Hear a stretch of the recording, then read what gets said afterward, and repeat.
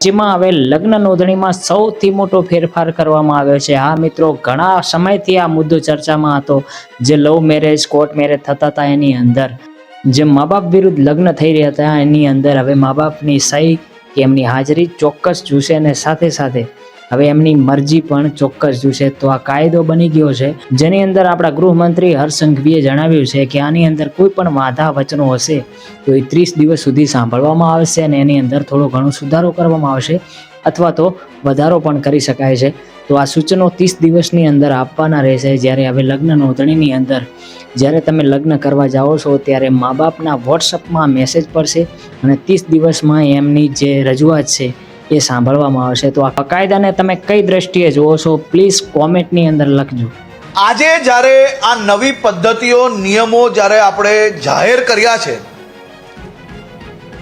એ પદ્ધતિમાં કોઈ બી યુવક યુવતીને એવું લાગતું હોય, માતા પિતાને એવું લાગતું હોય, કોઈ બી સામાજિક સંસ્થાને એવું લાગતું હોય કે આમાં આ નિયમ ઘટાડવો જોઈએ કે આ નિયમ હજી વધુ કડકાઈ કરવી જોઈએ, તો એના માટે 1 મહિનાનો સમય લોકોને પોતપોતાના વાંધા કે સૂચનો આપવા માટે રાજ્ય સરકારે નિર્ણય લીધો છે।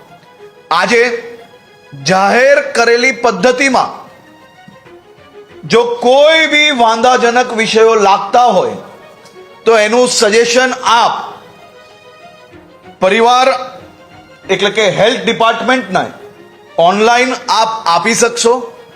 એની જોડે જોડે જ્યારે આપ સજેશન આપો ત્યારે આપણો જે કાયદો છે ભારત દેશનો, એ કાયદાને વાંચીને કાયદાની મર્યાદામાં જો સજેશન આપશો તો જરૂરથી આપણે તેની અંદર વિચારણા કરીને ઉમેરો કરી શકશું।